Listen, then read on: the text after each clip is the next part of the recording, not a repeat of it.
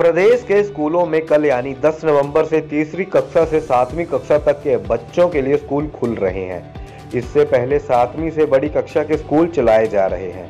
Corona काल के बंद किए गए स्कूलों को अब सरकार ने खोलने का फैसला किया है। इसके बाद पहली और दूसरी कक्षा के छात्रों के लिए भी 15 नवंबर से स्कूल शुरू करने का निर्णय लिया गया है। छोटी कक्षा के बच्चे लगभग पौने 2 साल स्कूल जा रहे हैं। कोरोना अभी समाप्त नहीं हुआ है। स्कूलों में कोरोना नियमों के पालन के लिए निर्देश जारी किए गए हैं। शिक्षा विभाग के निदेशक डॉक्टर अमरजीत सिंह ने बताया कि कोरोना संक्रमण के खतरे को देखते हुए स्कूल बंद किए गए थे, मगर अब कोरोना के साथ ही जीने की जरूरत है। उन्होंने बताया कि स्कूल को कोरोना नियमों के पालन के लिए निर्देश जारी किए गए हैं और कक्षाओं को सैनिटाइज किया जा रहा है। उन्होंने बताया कि बच्चों की संख्या के आधार पर स्कूल अपने स्तर पर प्लान तैयार कर कोरोना नियमों के पालन करेंगे। उन्होंने बताया कि यदि कोरोना संक्रमण के केस स्कूल में पाए गए तो उचित प्रोटोकॉल का पालन किया जाएगा। जी, ये सरकार ने बहुत अच्छा डिसीजन लिया था और कल से इवन बहुत दिनों से एक्सपेक्टेड था कि बच्चों को स्कूल में बुलाया जाए।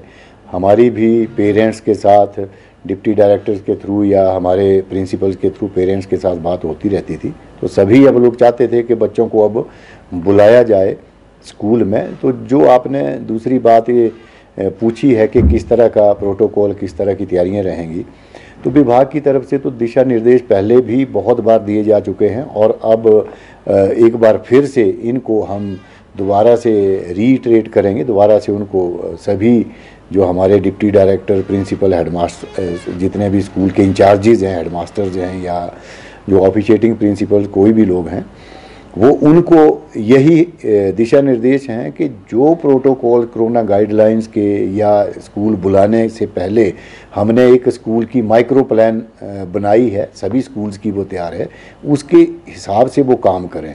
बच्चों की जो स्कूल में एंट्री है उस समय प्रॉपर उसकी थर्मल स्कैनिंग हो। बच्चों को मास्क पहनने के लिए परमानेंटली उनको कहा जाए कि आप मास्क के बिना स्कूल में ना आएँ और बार बार सैनिटाइजेशन का ध्यान रखा जाए। जहां क्लास लगती है, अगर क्लास के बाद उनको थोड़ा टाइम मिलता है, गैप ज़रूर उसमें रखें, तो उस समय भी वो क्लास की सैनिटाइजेशन कर सकते हैं। डिस्टेंस का भी ध्यान रखें।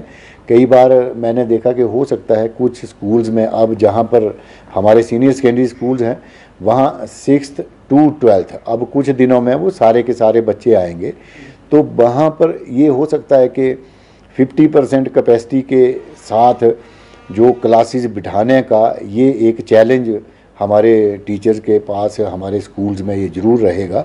लेकिन इसके लिए भी जो माइक्रो प्लान हमारे स्कूल्स की तैयार हुई है उसमें पूरा ध्यान रखा गया है।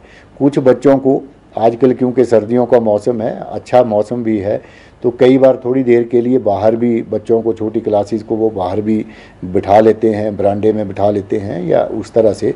बट तैयारी विभाग की तरफ से पूरी है, इसमें किसी भी तरह की कोई चूक हम नहीं मानते कि हमारी तरफ से होगी और यही हमारी तरफ से डायरेक्शन भी है कि किसी भी तरह की चूक जो है वो अपने अपने स्कूल्स में, अपने अपने इंस्टीट्यूशंस में वो बिल्कुल भी ना करें। सभी अध्यापक, सभी जो हमारे नॉन टीचिंग स्टाफ और सभी प्रिंसिपल्स, हेडमास्टर्स, सभी इसका ध्यान भी रखें। नहीं, एग्ज़ाम्स तो देखिए, एग्ज़ाम्स की डेट शीट बनती है और इसमें ये हमेशा ही रहता है कि एग्ज़ाम्स में कभी भी सारी क्लासेस को इकट्ठा नहीं बुलाया जाता, तो वहाँ पर ऑटोमेटिकली जो बच्चों की डिस्टेंसिंग है या प्रोटोकॉल है या स्टैगरिंग है, वो जो जितनी भी सोशल फिजिकल डिस्टेंसिंग है वो मेंटेन की जाती है। वैसे भी एग्ज़ाम में अगर आपने देखा होगा कभी भी बच्चों को साथ साथ नहीं बिठाया जाता, जो एटलीस्ट 5-6 फीट की उनकी आपस में जो डिस्टेंस है वो मेंटेन की जाती है।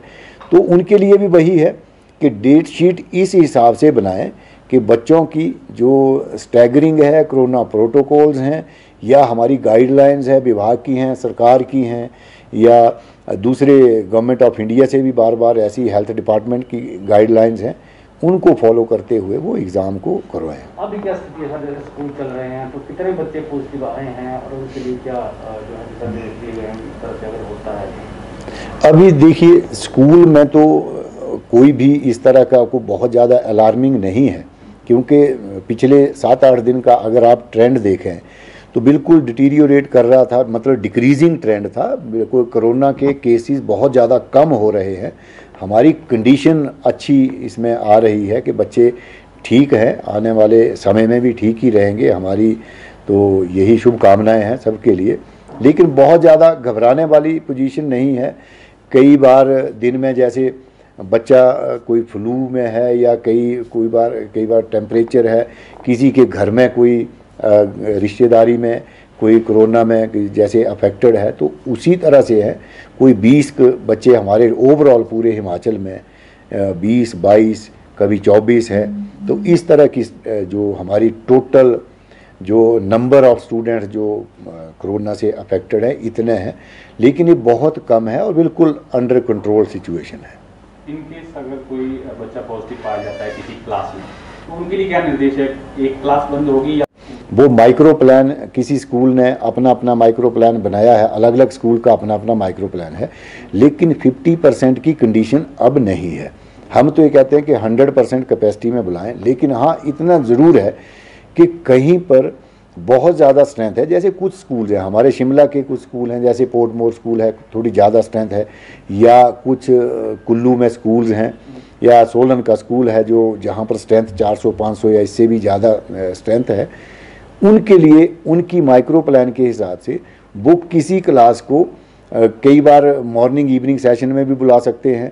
थोड़ा सा इसकी जो स्टैगरिंग ऑफ द क्लासेस वो कैसे करनी है वो उनके माइक्रो प्लान में है, लेकिन अब 50% का वो कंडीशन नहीं है कि टोटल स्ट्रेंथ का 50% ही बुलाया जाए।